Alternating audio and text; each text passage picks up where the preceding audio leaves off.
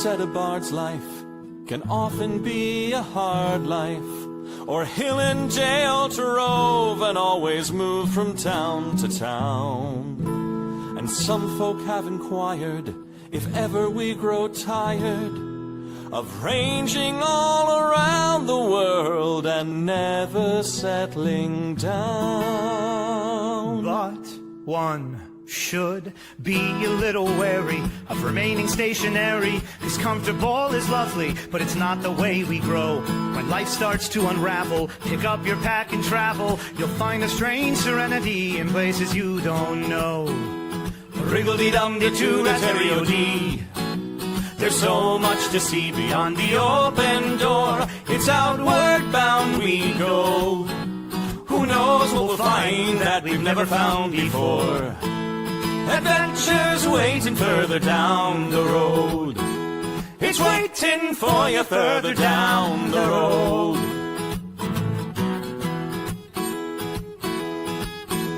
You've got no map for showing which direction you are going. But why start on a journey if you know where it will end? And once you recognize, to anticipate surprise, you'll relish every twist and turn that lies around the bend. Wriggle-dee-dum-dee-doo-da-terry-o-dee-da-dee-da-dee. There's so much to see beyond the open door. It's outward bound we go. Who knows what we'll find that we've never found before. Adventures waiting further down the road. It's waiting for you further down the road.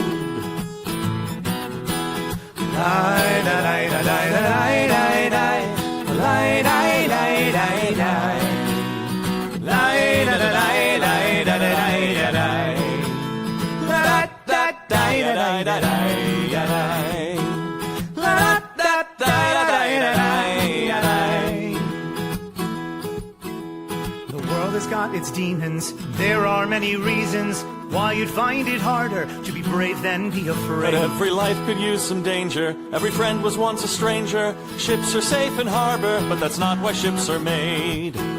Wriggle-dee-dum-dee-doo-da-terry-o-dee, dee, a fwit-dee-dee-dee-dee. There's so much to see beyond the open door. It's outward bound we go. Who knows what we'll find that we've never found before. Adventures waiting further down the road. It's waiting for you further down the road.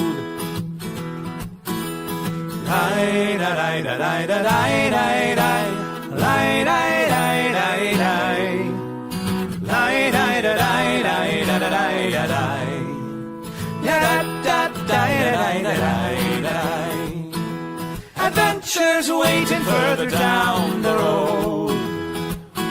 Let's go!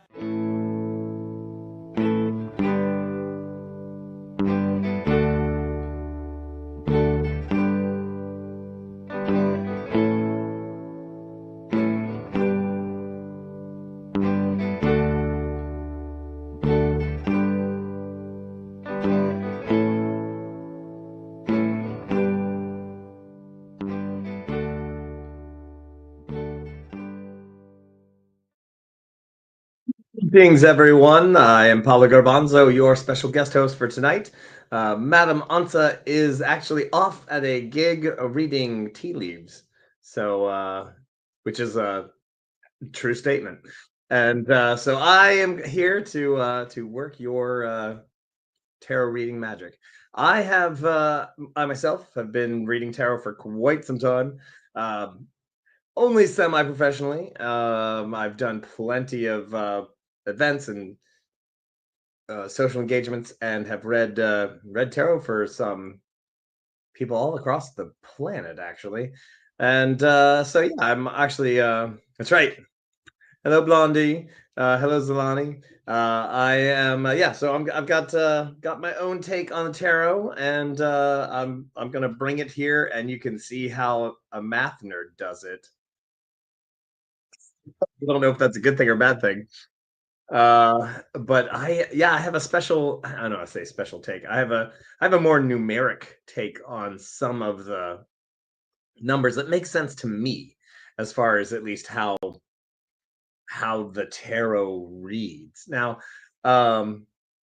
anyway, same reply. If you have any questions, let me know. I, of course, am using my favorite deck on the planet, which is Madame Once's tarot deck.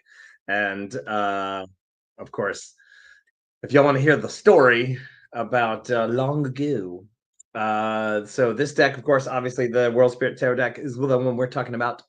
Madame Once made this deck long ago, hand carved each of these images is actually wood block that's like 8. It's about the size of a sheet of paper, so 8.5 by 11, and then hand carved, and then printed, and then she colored the prints, and so so that this is this deck. I met Madame Onza many years ago at Penzic, which is the SCA event, and she was indeed actually coloring in. So they hadn't actually produced it yet. Okay, it was in its final stages of production, and she was actually inking this card, which is the Death card, and it's literally one of my favorite. Trying to reduce the glare here, but I got a lot of glare. It's one of my favorite. First of all, I love her deck, and not just because I married her, but well before I ever married her or ever dated her or anything like that. I we met. She was inking in this very card, and I was like, wow, that is awesome. And honestly, to go into it, it's like I think it's the best death card in any deck ever. It's really, it says literally everything there is to say about this, because of course people get the death card, and I mean, I don't know, I was a kid when the James Bond movie came out, and there was like, you drew the death card, the one in when he was in New Orleans, and it, la la la, like there was a whole big thing. And yeah, so like people have the wrong idea about the death card. So this, I'm sure you've heard this before. This is my take on this card, and honestly, again, it's one of the best representations of the death card ever. So yes, something is ending, right? That's the death, but the thing about the death card is like, it's like, this is not it. This is not, yes, things are, you want bad, you get the Tower card. That's the bad. And I am going to tell that I have a very great story to tell about this, and maybe Madawan has told this story before on this channel, but we were doing a gig together, and a lot of a lot of tower cards. Anyway, I'm going to tell this story in a minute. Sticking to this story though, death card. So what do we have here? We have something bad happening. Yes, death, the end of a thing. Okay. And people are very upset about it. All the people are crying and mourning and blah, blah, blah. And even death, even the angel of death is in mourning over this death. So sad.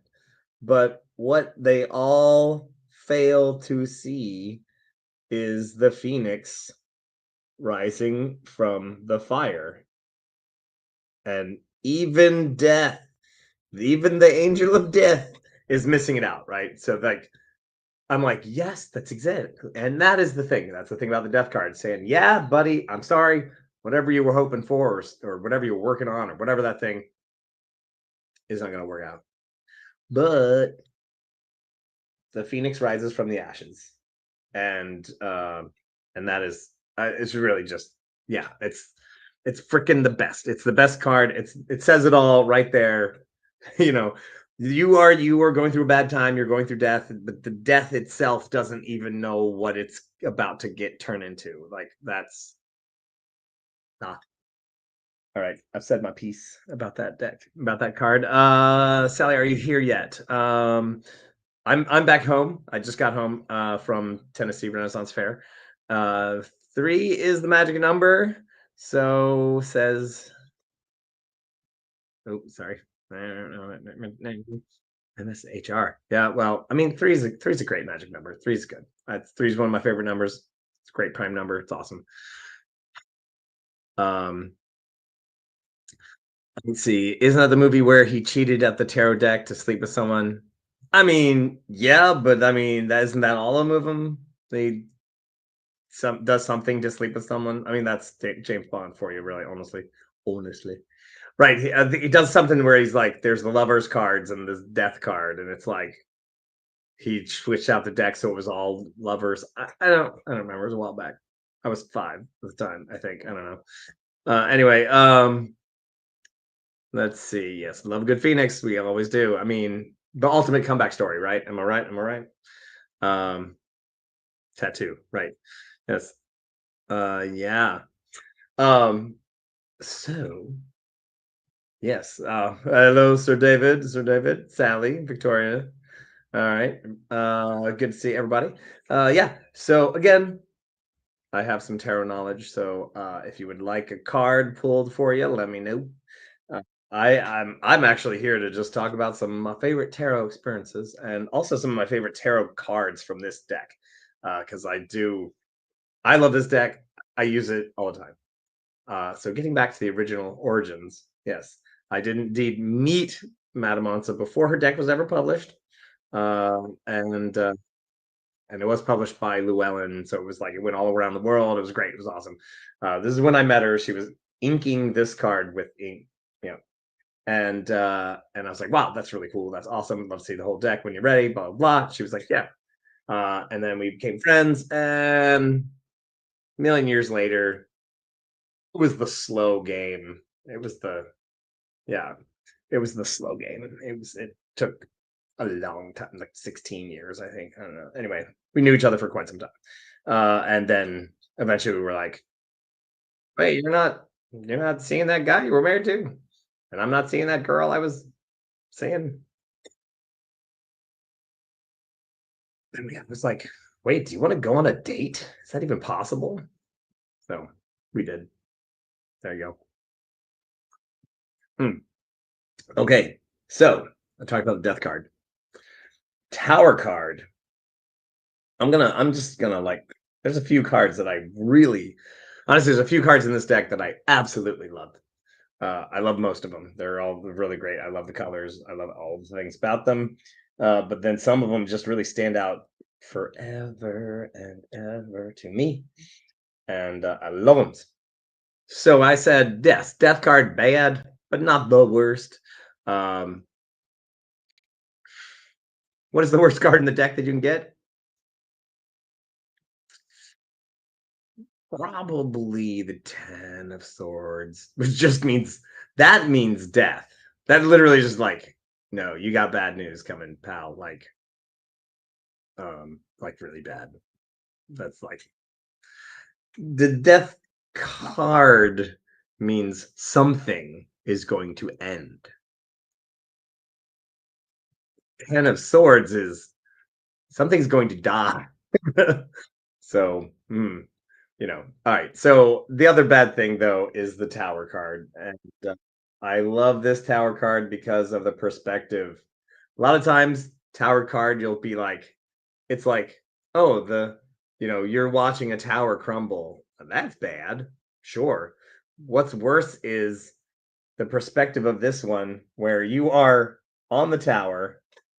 So you're on top of the tower over here, and it's getting hit by lightning, and that's the moat down there below, and you're falling off, and there's storms and thunders and all the bad things, all the bad things. I freaking love the perspective of this card because it is bad freaking news. And yeah, so I tell you the story. it had to been February because I was home and I had not gone to Texas yet, Sherwood. And Ansa and I got a gig to read tarot cards from oh gosh, was it like a bank? It was like a bank company or something like that. It was that they were having like a winter party, the close of the quarter or whatever. I don't know. And it's electrifying. Kablam. Yeah. Up close and personal with the electricity. Bad news. Um, so you usually do like a corporate gig like that, you're going to do a 3-card spread, right? You just don't have time. So you're just racking through the people. You're just trying to like, here's a card, boom, boom, boom. All right, past, present, future, or yes, no, wild card. Just kind of whatever they want. You know, you're just kind of like, hey, here's a couple cards. Let me try to expand on your thing and maybe throw another extra one in there just if they're wandering down that road. So I'm over on one end of the table. She's on the other end of the table. We've got whole lines of people. We're just doing all this stuff, blah, blah, blah. We take a break. And I'm like, man, the card spread. And I mean, you take all the cards, you have them shuffle the whole deck, you have them shake it up, and then you spread the cards out and you have them pick, right? And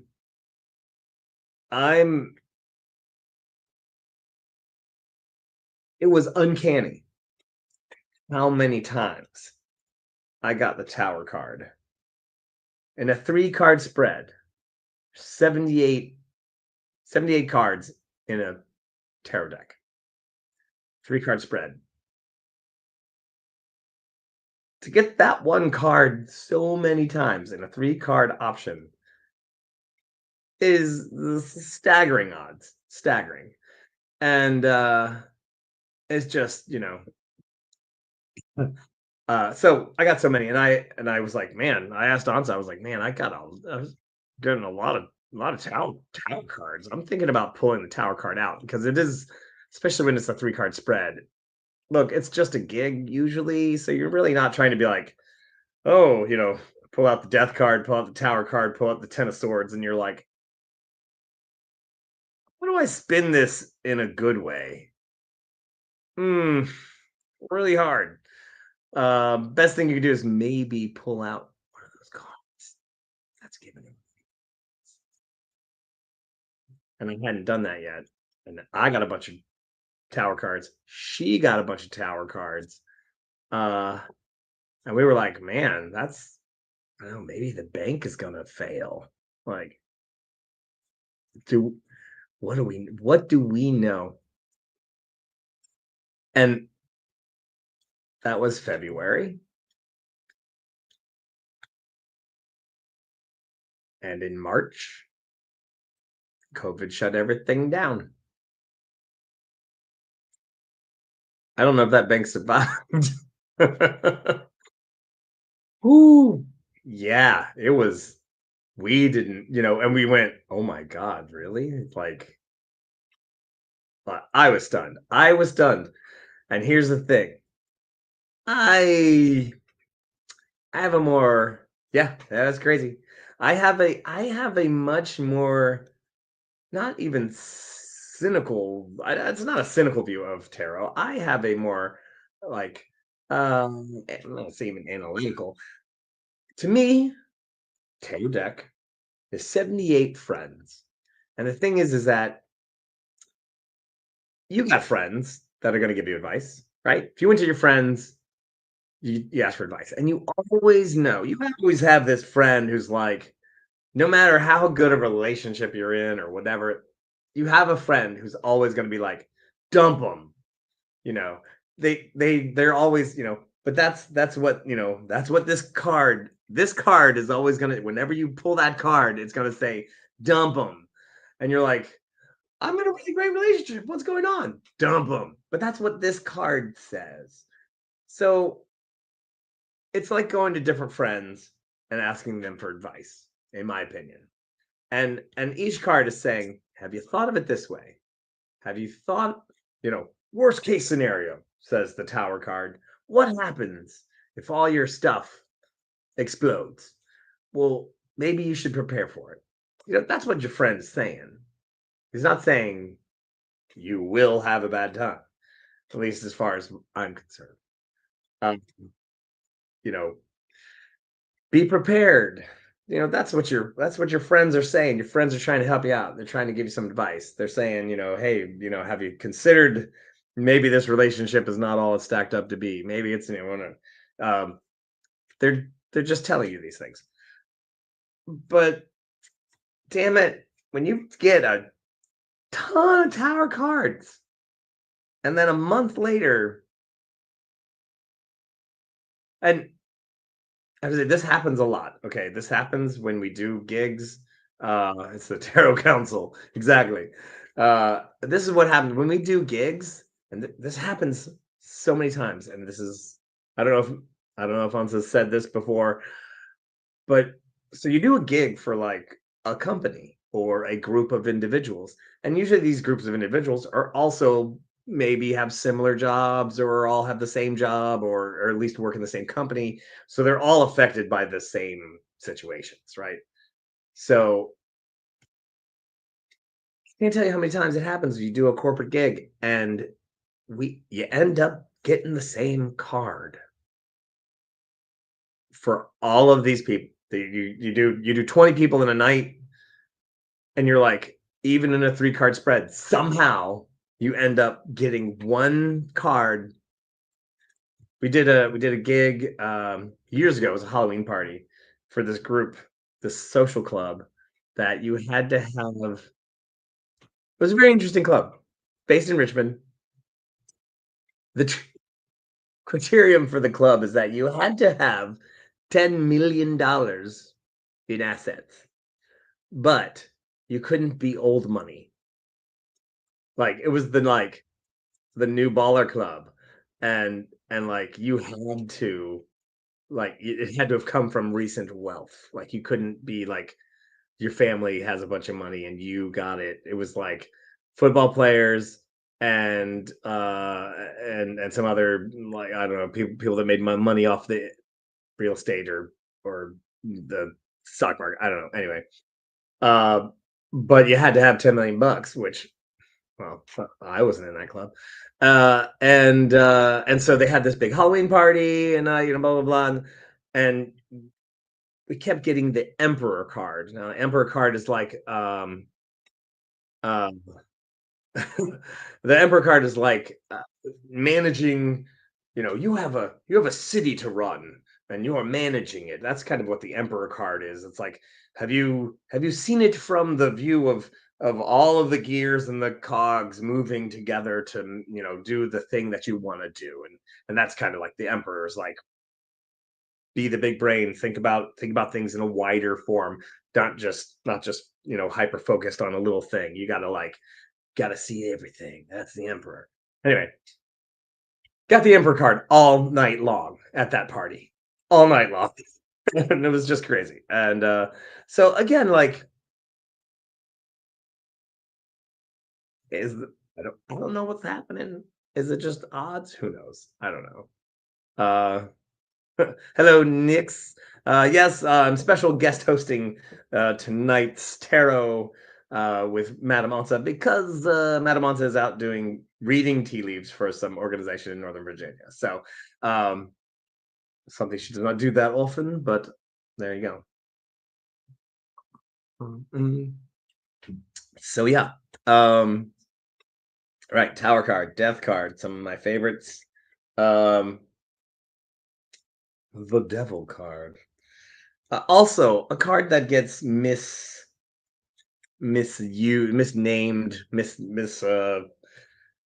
misappropriated, or seen as something evil.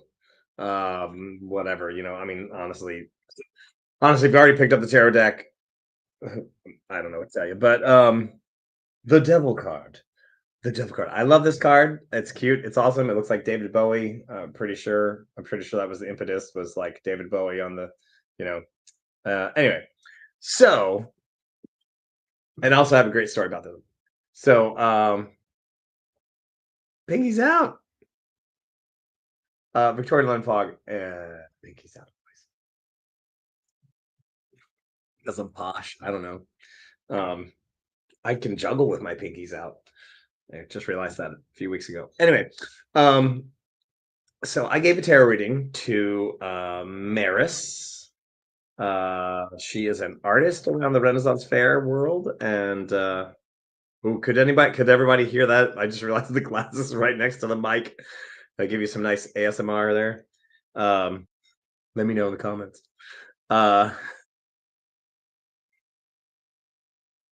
Sorry. Yeah. So Ms. Maris, fantastic artist, and she was wondering if she should leave New York City and go to New Orleans and move there. And I was like, well, I can give you a little I can give you a yes, no wild card, kind of reading. And so yes, no wild card, of course, obviously it's just exactly what it is. You say, there's this thing. Okay, you ask the question and you say, well, what if I say yes to this? And then, you draw the card. And so you're like, well, if you say yes, think about this consequence. Right? And then you're like, well, what if I say no? And you're like, here's the other card. Oh, what about this consequence? Oh, look at me. I just heard the magician. Right. So say no. So you think about that.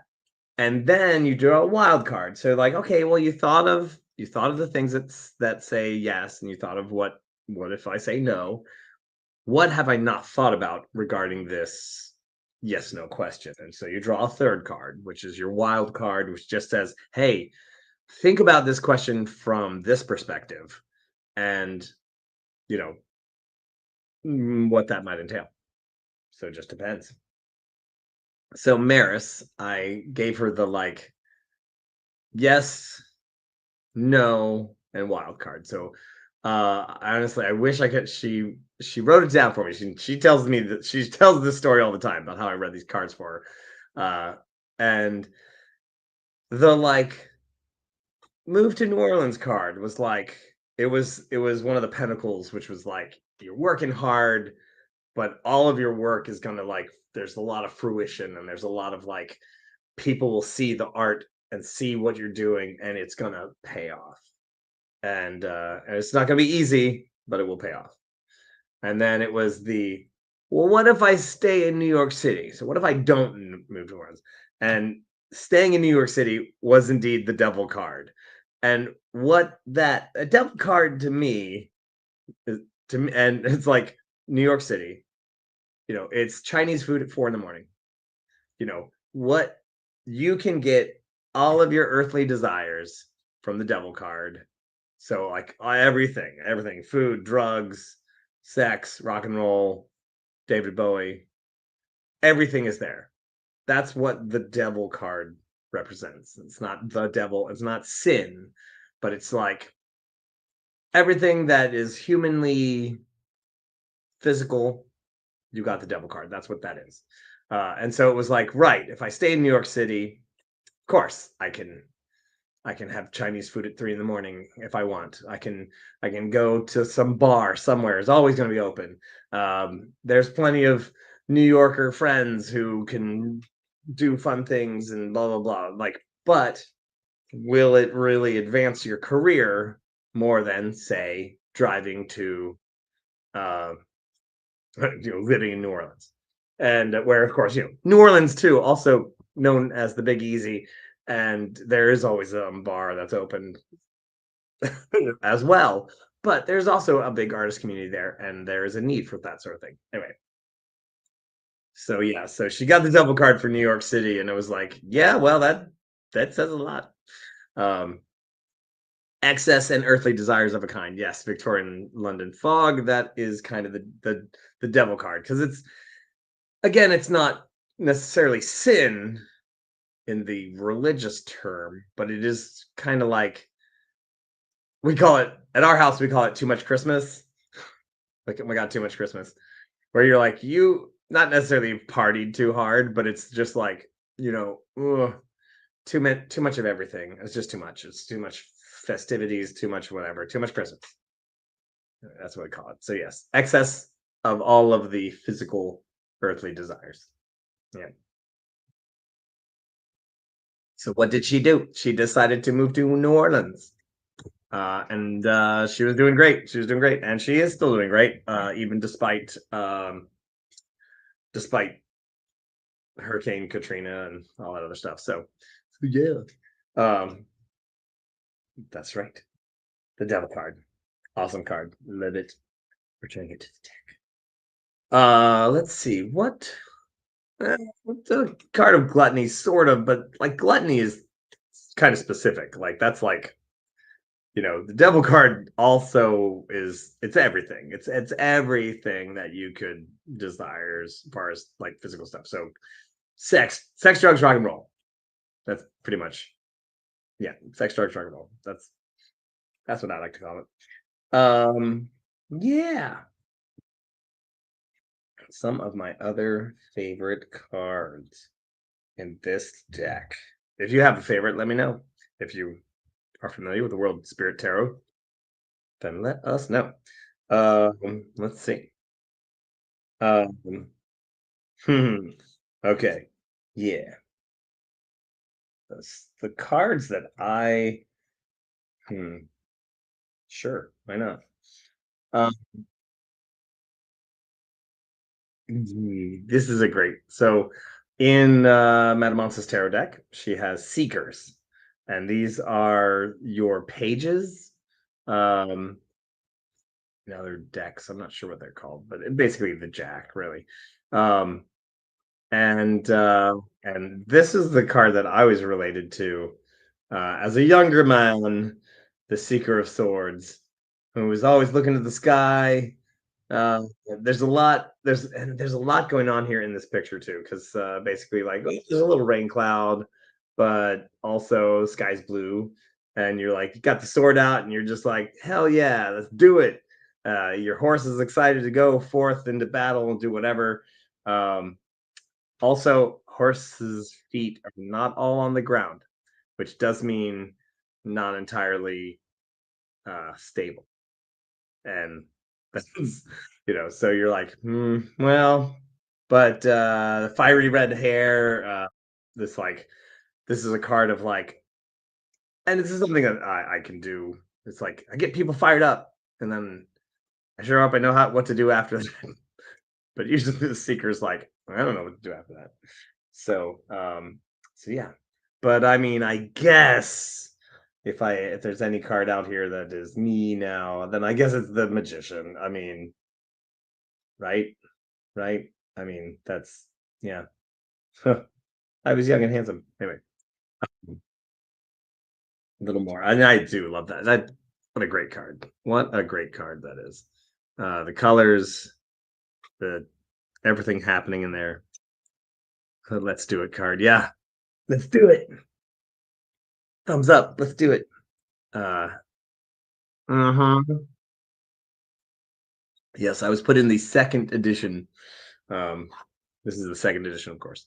Uh, the second edition, aka the edition that we have. Um, we have. I've seen before she brought out the second edition. There were first edition decks on on eBay being sold for like $400. And they were getting it, which she wasn't. We didn't have any. We had like one deck from the old days. I don't know where mine is. Ooh. But yeah, I'm going where? Just going. Exactly. Yes. So yeah, so we were like, we should put out this. So she made some new cards. So there's a few new cards in there, and then we actually privately, you'll even wearing stripy stripes. Yep. Was that on purpose? Yeah. Actually, I can't. You know what? I am continuously looking for stripy blue pants because the company that makes my stripy pants, they make them in purple, they make them in white, and they make them in red. but they do not make them in blue. And I want some blue stripy pants. I would love to get that coat. That'd be awesome. But mhm. um, yeah. Oh, speaking of Seekers, one of my other favorite cards is the Seeker of Cups, which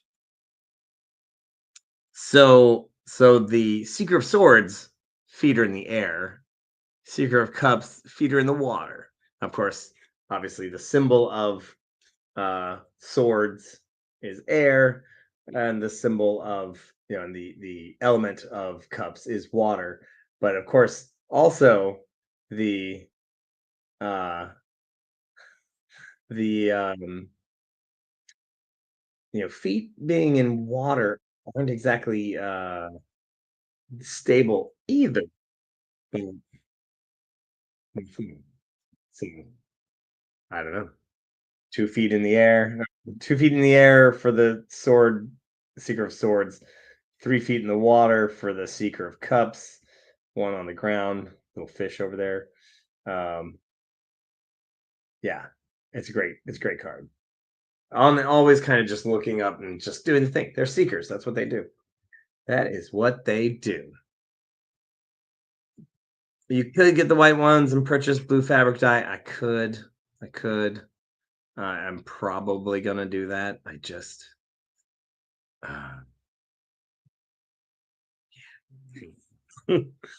let's see. Oh, I like the swim. That's a seer. So difference between the seer and the seeker. So the seer of swords is a little bit more level-headed, right? So you're continuing along the journey, uh, and you're like a little more sure-footed, a little more, you know, a little more confident, a little more solid. Let's see if I can get this to focus. Focus. Don't focus on me. Focus on this. Almost there. Mm.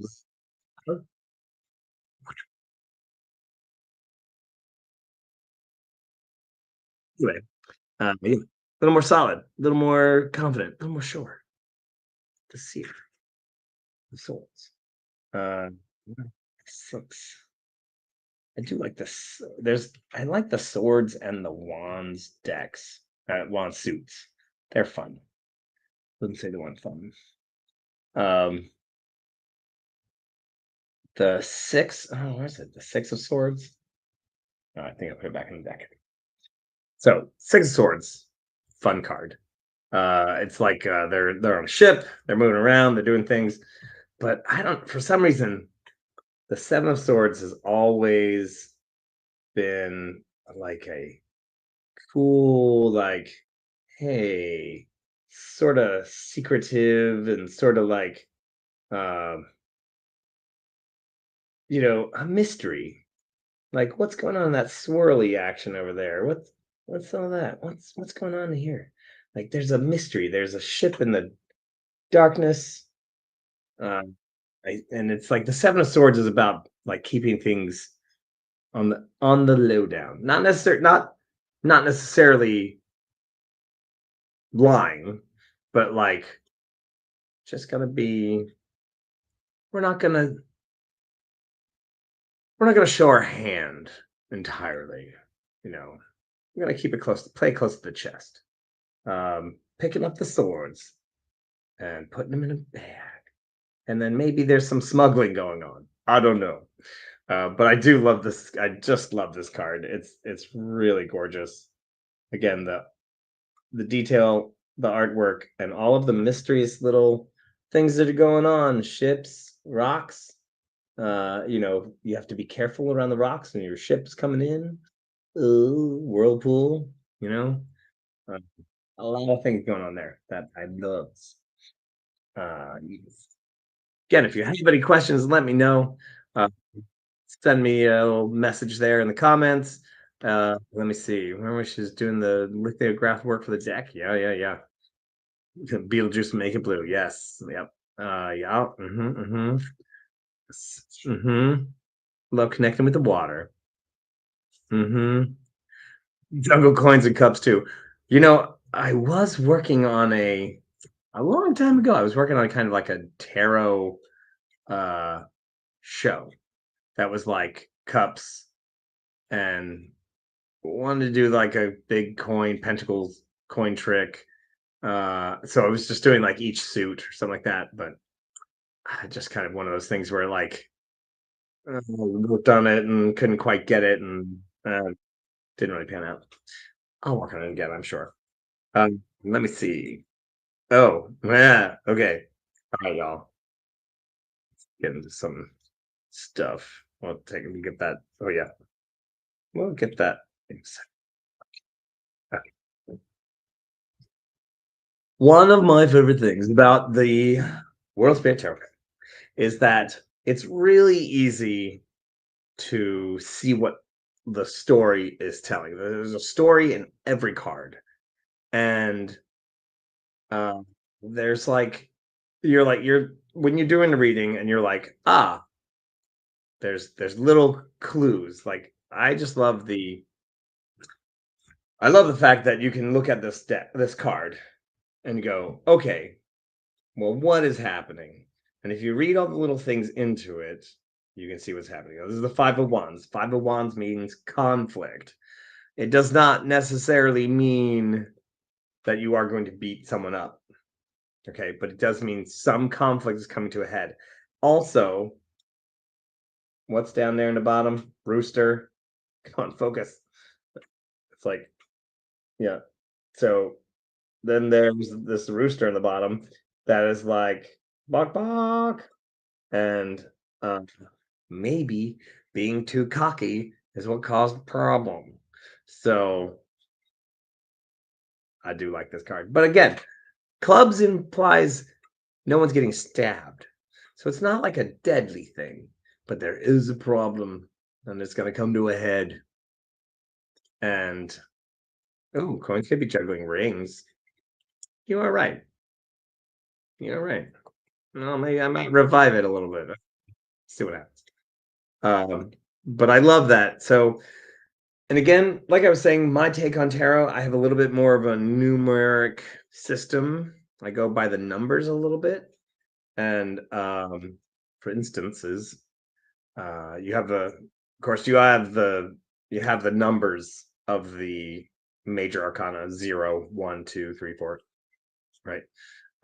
But the suits, we start with 1, the ace, the beginning, the opening of the door, right? 2, and I always think of them as like uh, trying to make a structure. So like 3, remember 3? We're getting back to 3 being the magic number. 3 is like a very stable number, right? So like if you think of a tripod, it's the most stable building that you can have. Now, is it luxurious? Um, is it really big? Is it amazing? But it's stable. It's solid. You know, so I always think of like that 3. That's your first on the journey of the tarot cards, and you're going through a suit of cards. 3 is the first stable card.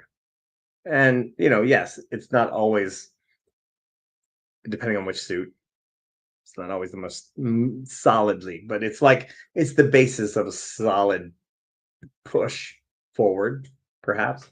3 of Wands, actually, 3 of Wands itself is more of a doorway instead of a tripod. As you can see, it forms a doorway, boop, boop, boop, using post and lintel construction. And they are on their journey. They are headed out. So it's they've gotten the energy, they've gotten the fire, and they are headed out on a journey. So like it's that thing where you're like, okay, it's like I'm breaking down camp and I am going forth, going forth on my big first adventure. It's gonna happen. and you've saw it. You prepared for it. That's what the 3 is like, you know. And that's where I love this one because it makes the doorway. It makes the doorway. It tells the story. It tells the story. There it is. The sun shining. The birds flying in the air. Tells the story that's going on. It's not just 3 sticks on a card, and you're like, shit, what the hell does 3 sticks mean? Ah, tells the story. The whole story's written right there. Pretty easy to read, right? Love that card. Love it. But as I was saying before, 5 of Wands, conflict. But then, okay, and so like if 3 is a tripod, 4 is a table. Now, upside of a table, pretty solid.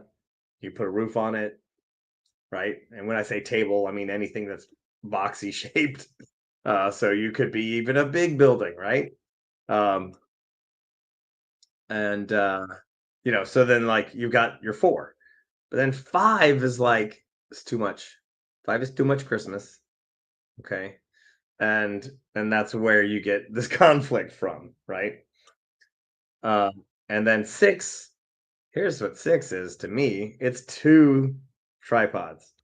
6 is like, hey, we made one, we got another one. Now we're expanding our base, we're building, and it's solid. Then 8, you got 2 tables now, 4 and 4, and you're expanding. 9, it's a little odd, it's a little clunky. Most suits, 9's kind of a you're getting there, right? And like the 9 of Wands is like, whoo, there's a lot going on, but I can take care of it. I can handle it. All right. It's not too much, but I got fires burning everywhere. That's where the 9 comes in, right? And is it 9 3 tripods? But just like, okay, 3 by 3, you're like, I am rolling, all the wheels are turning, I cannot stop. So you're like, you've got, you know, and if you fuck up, then the 10 is too much trouble, and it all comes down, especially in the wands. And I didn't pull it out individually, but it's in the deck. But yeah, it's like, that was too much. That was too much. 10s tend not to be great. So whereas I'm jumping around some numbers here, but we got the 5 right of wands. There's some conflict, but then you get to 5 of swords, and you get defeat. Bad news, broken swords. You done messed up. Hey, Aaron, you done messed up. There's a mysterious figure over here whose sword is not broken. Does that represent a person? Does it represent a thing? Could be anything. And also storm coming. So bad news, buddy. You done messed up, and maybe you need to figure out what to do next. But the 5 is not a good place to sit. It's not a good place to rest. You can't rest here. No stopping. Do not stop here. All right. Take the loss, take the L, and then get on. Then, like I was saying, 10's not always. If 5's is bads, 10's is double bads. So when I was saying earlier how the death card doesn't mean death necessarily, it means the end of something. The 10 of swords means stab, stab, stab, stab, stab, stab, stab, stab, stab. Yeah. So if 5's is bads, 10's is double bads. That's so I keep a lot of this in my head as far as like the numbers working out in those kind of regards. Um, and if you do it that way, maybe perhaps, yeah, perhaps that's the easy way for you to remember those sort of things too, is and again, the smaller the number, the journey is just beginning, right? Ace is opening the door. 2 is like literally like setting goalposts, right? So you're like, no, I the future is ahead of me. The 3 is like you're starting to move. 4 is like, okay, either I got it right or I got it wrong. What am I doing? 5 is like, you did something, and maybe there's some conflict about it. 6 is growing. Seven's a prime number. Sevens. It's getting real, right? 8 is like this like double whammy. Usually, again, each suit is a little different depending on the suit. Yeah, here's perfect example. So I showed you the 9 of Wands, the 2 of Wands, right? The 2 of Wands, right? You are just literally like, you got your 2. You're setting the goalposts, and I mean, I do love this card because it really is like, I have a goal. I have a goal, and you see the like the fire in the distance. It's in outer space, man. It's so far away, but okay, so there you are. I do. I really like, and you can get, again. There's so many other little things on this card. The seashells, the moon in its phase, the moon being low on the horizon. Um, so many little things that you can get out of this card that tells you what's happening. And yeah, I loves it. 2 of Wands. So then 4 of Wands is this like, it's a party. It's happening.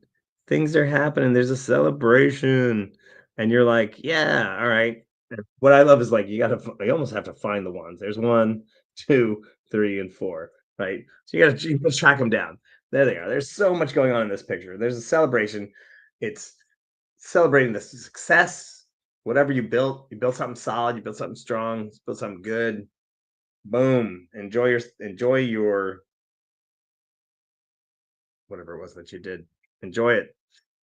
And then maybe you're going off on another thing. So then the 6 is you like coming back from Wudan Mountain or wherever you came from, and everyone's like, holy smokes, you done it. Right? Like I was saying, 6 is 2 tripods. In my head, that's what the 6 is. You literally doubled your base, and you're like, all right, I done it. So you're like, you're moving in, you're doing on, you're going on. But I love this card. Everything's so many things going on in that card, right? There's babies, there's adults, there's good times, there's mountains, there's clouds. You got all these things going on. It's a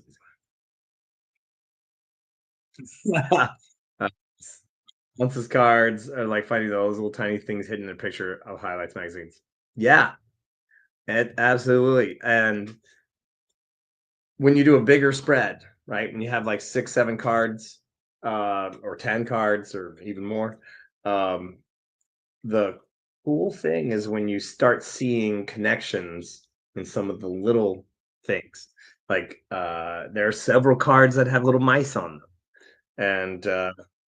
and you're like, there's a mouse in the corner. There's a mouse in the corner. Hey, there's a mouse in the corner. And you see where that mouse shows up, or you see where the sun shows up. Sun's not in every picture, but the sun does show up in several.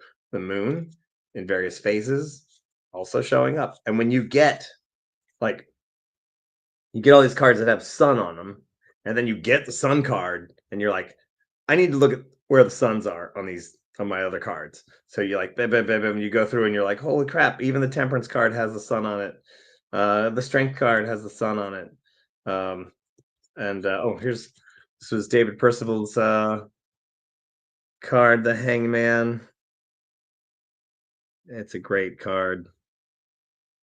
Try to focus. Focus. Focus.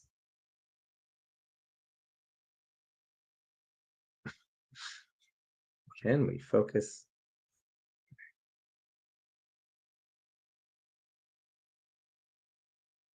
Come on, you.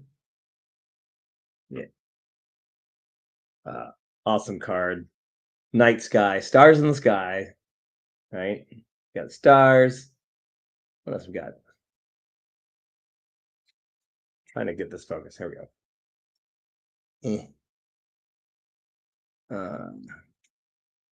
Right? All sorts of stuff. So, yes, awesome card. Um, hmm.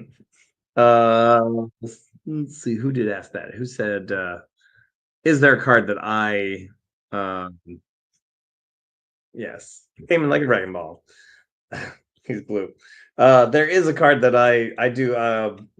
I used to see myself more as the Seeker of Swords. This guy. That was my old card when I was a young man, wild, running about, didn't know where I was going, didn't had a vague idea of what I was doing, but that was I really identified to that card. I did. Um, I mean, is there a different card that I, aside from the card that I actually am in this deck? You know, I mean, I kind of identify with this one. Kinda. I don't know why. I don't know. Maybe there's a reason. But gosh, is there is there a card that I identify with that?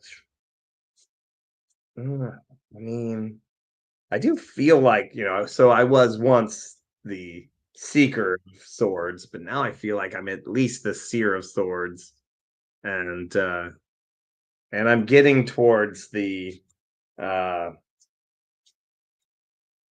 in her deck. It is called the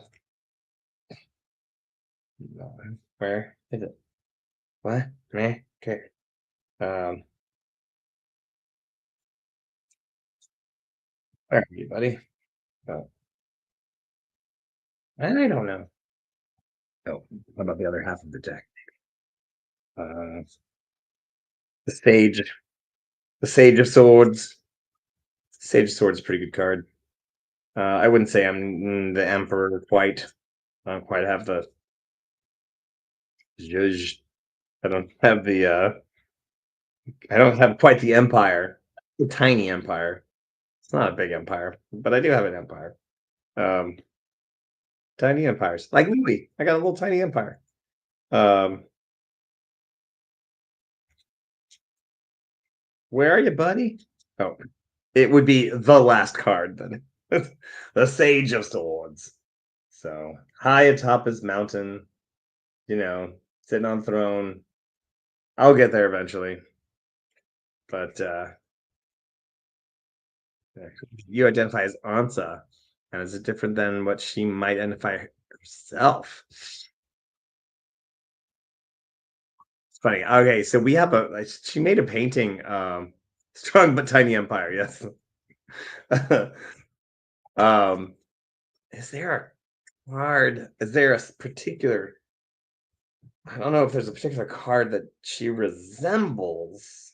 But what is she card wise? Golly. All right, I'm gonna have to think about it. I'm gonna look through some of these cards and My Tiny Empire is a loyal standing army. We have what I call the marching militia band. Um, and all weapons slash musical instruments are welcomed. So, um, mm, do I see? She's got. There's so many. I don't know if she would think of it as different. Hmm. Uh, I can tell you this one. This is her mom. She actually made that as her mom. Like that's her rendition of her mom, who was always having to balance things in her life. She was an artist as well. She painted. She was a fine artist. I was trying to see if she was anything here that she painted. Not in this room. But she is a fine artist. She also did. She painted letters on boats back in the day when it was like gold leaf and actually like you had to actually paint. She was painting cars and things like that. Like sides of cars where there's none of this vinyl, none of this vinyl bullshit. You actually had to have like a steady hand and actually paint. Like insanity, insanity. Um, she was amazing, and but they were not rich. They were very poor, and her dad was a bit of a nefarious character, I guess, and so she was a single mom. Um, yeah. So I don't know if I would. Do I? Well, well, she's the world to me, but the world's card. But there's a few things that I would say, like maybe the high priestess. Um, that's a good one. And ooh, nudity. Mm. And and few, maybe the empress, uh, who knows how to work with what she's got, enjoying the fruits of her labor, uh, having a good old time. We're feel like we're just really getting there, um, doing our things. But so many things. Oh gosh. And I bet it's I we should ask her that question next month. See what she says. But she is the hardest working woman in show business, so I would put somewhere in there about pentacles and working really hard. That's definitely so maybe like the eight of pentacles is kind of where I'd put her. And they're like working hard every day, doing her thing, do. That's making those pentacles, making that money. Her painting of Monk is awesome. Yeah, yes, absolutely. Oh my gosh, it's so good, so good. Uh, and your dad restores old cars and hand painting pencil lines. Oh my god, massive respect for that. Oh my god, the okay. I used to, for those of you who don't know, I used to paint sets. God, I hated lettering. Oh my god, like I would paint anything. If you like, I'll paint anything organic.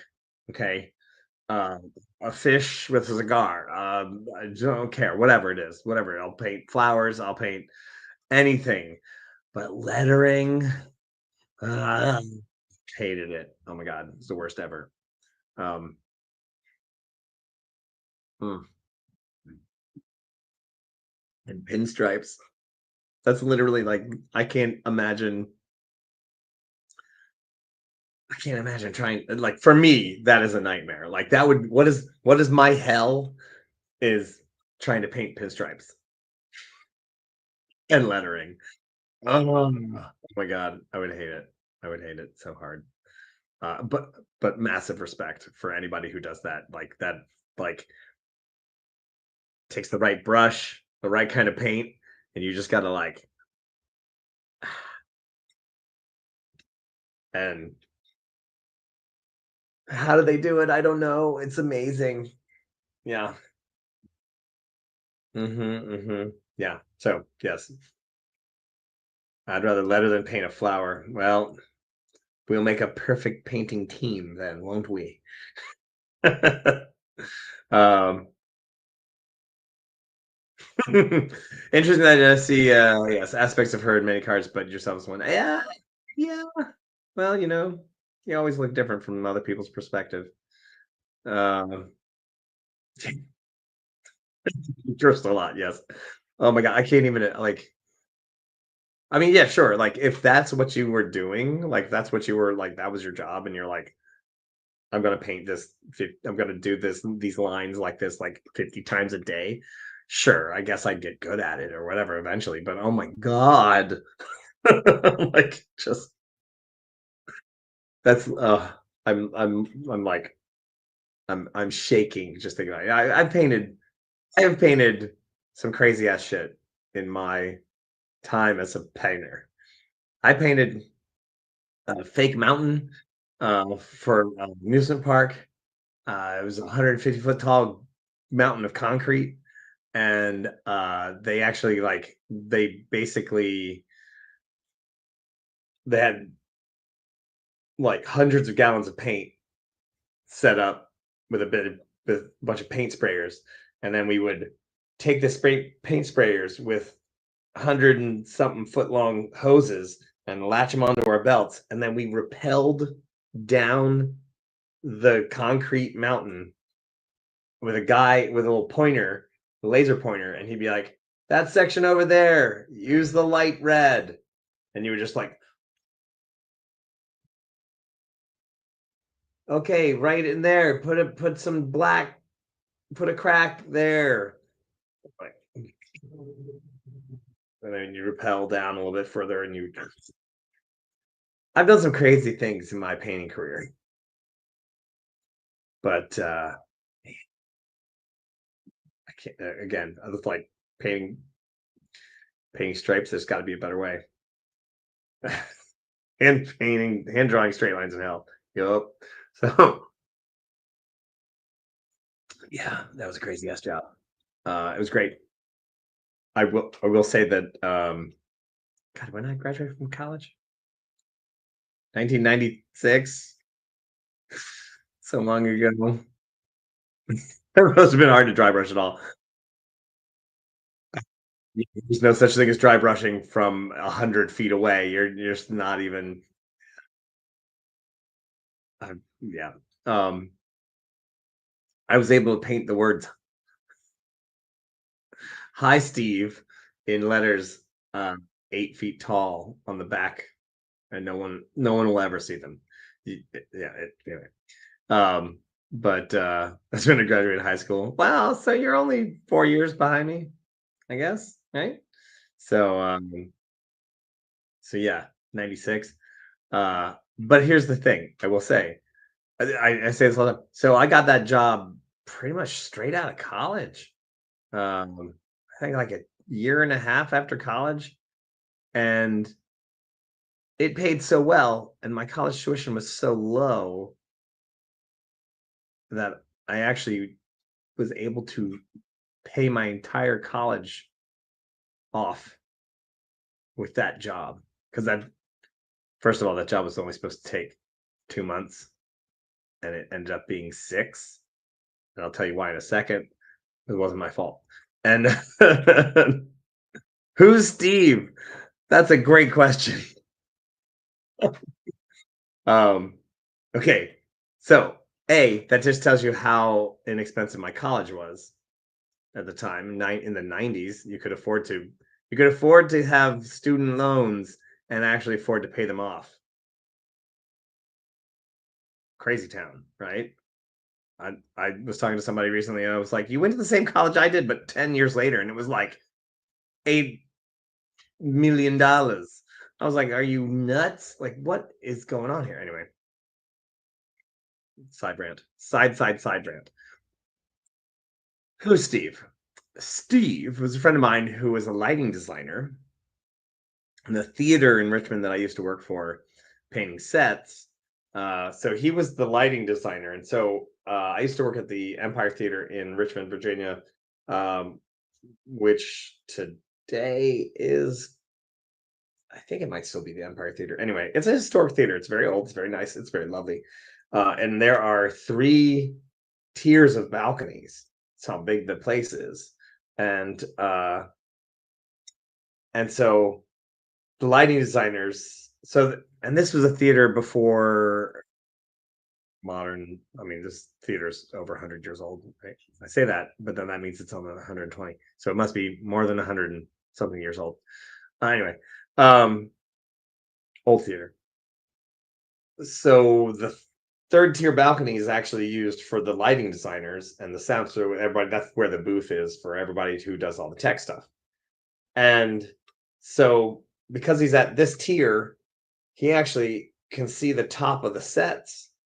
Now, if you're down here, you can only see this far at this angle, and then you're down here on the ground, you can't see anything. So from his angle, he's the only one, he can actually see the top. Like, you'd have a flat, you have a wall, and on the top of that wall, it's 2x4 or 1x4, and secrets of the theater. Everything is so much smaller. And I would write, because no one else could see this except for him, I would write "Hi, Steve" in letters on top of the set, because he's the only one who could see him, because he's up in the light box. And so that was just the thing we did. We just painted the words "Hi, Steve" on every set.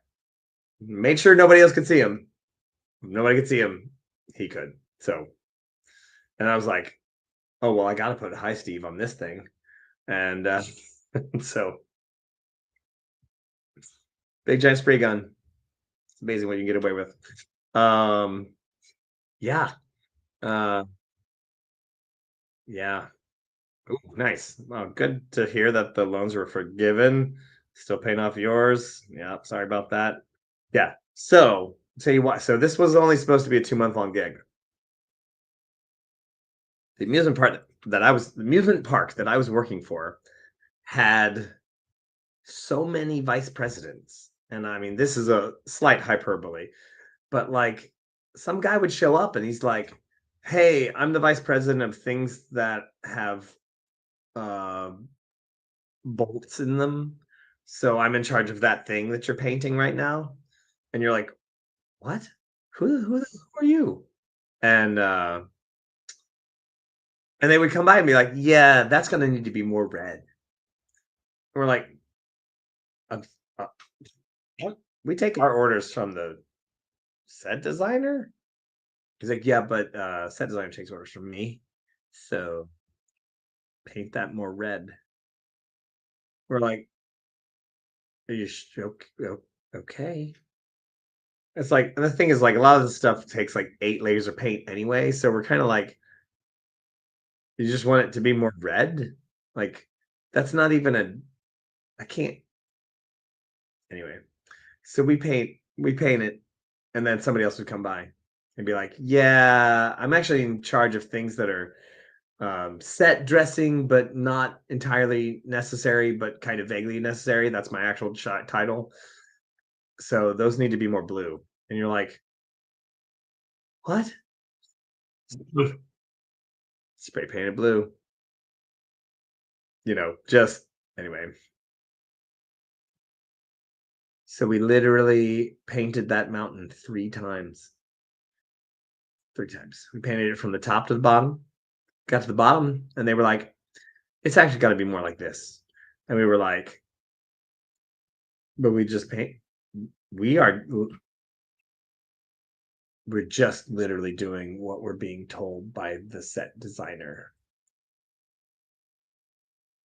Like, if the set designer could have easily told us that we were doing something wrong while we were already there rappelling from the top of this rock. So after 2 months, we end up painting it all over again. And then 2 months after that, we ended up painting it all over.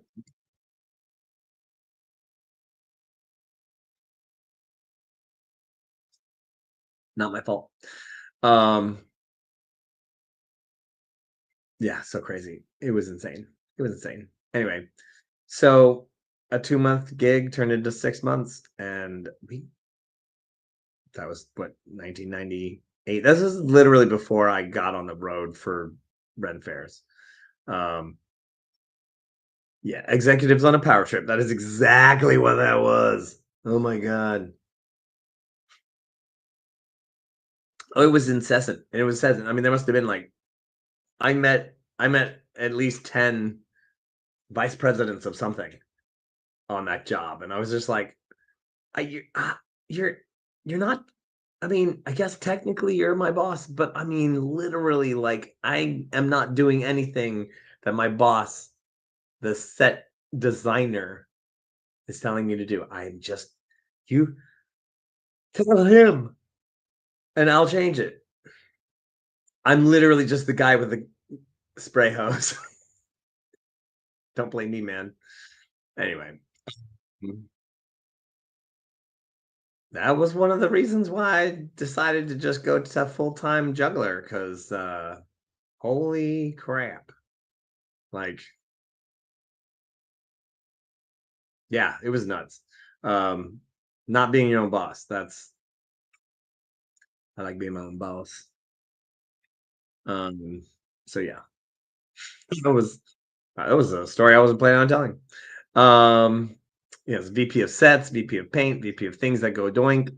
Yes, like I'm in charge of things that are blue. Okay, well it's red now. Like, it was blue yesterday. There's the blue undercoating, so I'm still technically in charge of that. Just oh my god, just like I can't imagine how anything got done over there, but it did. So anyway, yeah, all the time. Back to the tarot. Um, so you let me know if anybody wants a card pulled out, or a question about a card. Like I said, so I talked about my numbers, the way I strategize, um, the way I look at those numbers. Um, there's a lot of like I'm trying to see all the okay. We talked about a couple of seekers, and this is the seeker of wands. And so, wands is about energy. It's fire. It's that energy you possess. All right. So, like the other seekers, at least, are kind of going in the direction the horse is going.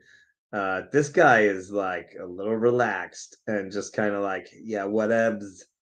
And he's holding that stick a little close to the fire there, don't you think? Horses seems happy. 3 feet on the ground. One up, just going somewhere, but cactus in the background. Prickly, pointy things. Yeah, is that a volcano in the distance? Well, I think it is. Fire, fire, fire. Yeah, it looks very nonchalant, just hanging out there. What is he doing? Uh, alright. Pull a card for you. All right. Let's just went out for a promotion. I'm gonna give this a little shuffle because we just have been all over the place here. He's having a grand old time. He's taking you with him.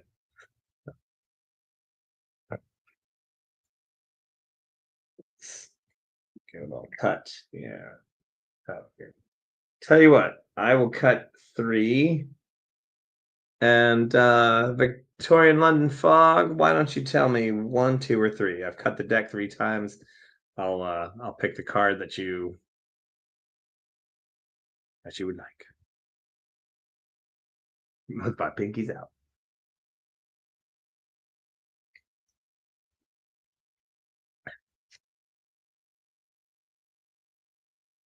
Do, do, do, do, do. Let's see. Oh, I'm forgetting a little bit of delay here. So yeah, tell you what. Yeah, give me a number 1 through 3. I will flip over the card. There we go. Yeah, I love the seekers are just in that, like, they are, they're the 11 essentially, in a deck of cards. It'd be 1 through 10, 11, 12, 13, 14, and they're like, I just made it out of the pack of 10, and I got stuff and knowledge, and I'm on my way, and I'm doing good, and like but they're still young and inexperienced. Victorian Line Fog, you're choosing number 2. All right, the sender one. Oh, honestly, one of the most colorful cards in the whole deck, the Temperance card. Temperance. Well, let's see. What does this mean? Well, obviously, temperance. The balance between all of the elements, emotions, wisdom, smart, passion, all of them making a balanced and informed decision. So, now what that might mean for you is that they're going to um, make those decisions, and hopefully that decision comes out as something that is equal, fair, just.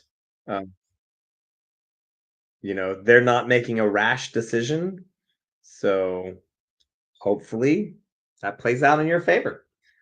So, all right. Well, good luck with that. Hopefully, it is such a gorgeous card. I don't know if the camera's even doing it justice. But it is a really fantastically well colored card. Just beautiful. Inked by, of course, Madame Onca herself. Um, it is a really great card. I loves it. Love it. So yes, all right. Well, there we go. All right. Well, good luck, London Fog. Good luck. All right. Well, if there's anyone else who would like to throw down a card, let's see. Oh gosh, it's 20 after 8. It's almost 8:30. So yeah, right, 8:30, 9:30. What else is happening? Jazz Cat, Seeker, yes. Page in other decks. So Seekers, that is the 11, right? So it's a page. Yes, so we use Seeker, Sybil, Seer. No, sorry, Seeker, Seer, Sybil, and Sage.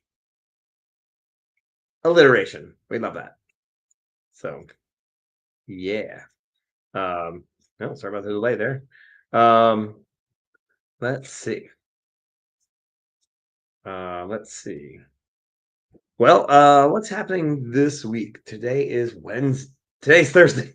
Once again, everybody who's joining me now, Madame Onca is off at an event reading tea leaves, which is not her usual, but it just falls in the realm of the divination. I just found out that it's called should be called teomancy, but tots, because it's the cup, because it's cup mancy, but it's tatsa mancy. I think it's something like that, but it kind of means cup. Tatsa means cup, but yeah, I was like, ooh, it's about the cup. So will you see me Saturday? I will be at New Jersey Fair this Saturday and Sunday. I'm sharing a stage with Adamo Ignis, and so we're gonna be on the stage together. I believe Jacques the Whipper was there. He's probably gonna leave me a bunch of King Richard's Fair coupons. We have a little thing. I used to do King Richard's Fair a long time ago. I think they still do coupons. They have these money coupons. It's a long story. But in order to buy anything at the fair, any food or drink which is owned by the fair, you have to go get in line and get these food coupons. And then you have to go and get in line and get the food. But it's a bit of a scam. I'm not afraid to say it. It's a bit of a scam, people. Because what they do is you have to get the tickets in lots of $5 bills, right? So it's 5, 10, 15, 20, right? So you're always, but you're like, a beer there is like $14, right? And then there is literally nothing you can buy there that will be a combination of 5s or 10s. So like if a beer is $14, there's literally nothing you can buy that's $6. Nothing. So there's always going to be 7 or 5, or I guess not 5, because it's so they're always these off numbers. So like you always have to buy even more than you ever use, and so people come away with like dollars and dollars and dollars of unused coupons, and they just walk away. And they're not good the next year. They're only good for that 1 year. And yeah. And yeah, you can't use cash. You can't use credit card. You have to use the coupons. And so we'll get them in our hats when we used to work there. And we would just get them, you're just like, oh my God, like these stupid coupons. And because, we don't buy fair food usually. I might buy a drink or something like that. But yeah, anyway, long story. So now, because I don't even work there, and I will get food coupons from mysterious people who basically Jack has given them the coupons and then put them in my hat. So we have a little bit of a trade war because I will basically find other people. I will take coupons that he's left me, and then I will sign them and return them. Then he'll put his name on them so that we know that these coupons have gone back and forth several times. Some have been traded six, 7 times. And then I'll find some in my house, find some in my backpack. Yeah. So should get in touch with Slayer Man. He's on YouTube, right? Yeah, I might. Speaking of not Slayer Man, but speaking of Jack, we are looking at doing some shows together in the future. Um, I'll let you know what doing a little tour somewhere in the winter. It's gonna be on the southeastern coast. We're just looking at some specific things. We'll find out. I will let you know when we know. But I will be at the New Jersey Renaissance Fair next 2 weekends. And then I'm prepping for the D&D tour. We're going to go to England, to Muncaster Castle, and do our Dungeons and Dragons event. Oh, trying to find the pictures, but they're not. Oh, there they are. Boop. Yeah. Destination D&D, Muncaster Castle. We got 2 spots left, but but hey, I saw your message, Sally, about coming to New Orleans. That's going to be awesome. We are still plenty of room. Destination D&D New Orleans, November 19th to 22nd. Runadventures.com, also destinationdnd.com. And yeah, it's going to be a blast. We're going to have such a good time, and it's going to be bigger. It's going to be better. We got all the things going on. Let's see what else we got. Thursday, Friday. Friday's our day off that we were going to be driving around. Let's see what we got here on the Thursday night schedule. Next week, Modern Monday. Tuesday, we got Songs with Shakespeare in the morning. This is the old one. We're not doing Space Jammer. I will probably be doing a Decide Your Endangerment. And then back to Wednesday, Crafting with the Crew on 12:30, 9 p.m. Gothic Horror Gaming, and back around to the Flash Phantasmagoria and the Show of the Week. So stay tuned. Look at all our things. Let me see. Plenty of room. Oh dear, I'm tempted. Oh yes, please. Come on. Victoria's now off my list of fairs I want to go to. Yeah. I mean, it's. When I did that fair, I have to say, look, the people who showed up at the fair were awesome. We used to stay in this beach town, which off season. So like it was like a beach town just with Rennies. Everyone else had gone home because it was after Labor Day. And so that was really fun. That was kind of really killer. It's just us and a bunch of meth heads. And so yeah. Dinner next Friday. I don't know what my schedule is. I'm setting up for some events, so don't know if I have a lot of free time, but we'll be coming up and down from yes, it's magical. Minus methods. There weren't that many. Actually, there were just a couple. They weren't really a problem, honestly. But it was amazing. The little beach town, cute little Victorian houses that some of them are like super old because it's it's Boston, it's Cape Cod, and I used to say this all the time. Everything about that fair was awesome except for the fair, the management really. But hey, somebody just bought them, so somehow now who knows what's going to happen? Who even knows? Um, all right, well, my friends, thank you for spending this time together with me, Paolo Garbanzo. Like I said, I'll be in New Jersey the next 2 weekends. Then I run off to England after a little bit. And then what am I doing? Oh, and then right, Gen Con. Gen Con. I'll be at Gen Con. I'm doing a show, Gen Con. That's going to be the last few days of July, first weekend of August. And then I will be at the Washington Midsummer Festival. The Jacques the Whipper will also be there as well. I think we are sharing a stage, I think, unless something has changed. And then we're going to be at Maryland last weekend of August. And I will also be sharing a stage with Jacques the Whipper there as well. He's only going to be there the first 3 weekends. And then we've got Adam Crack for 3 weekends. That's going to be a ton of fun. And we're going to do a variety show at the end of the day as well. So it's going to be crazy, crazy variety show. It's going to be a lot of fun. And then what happens? Then after that, Louisiana.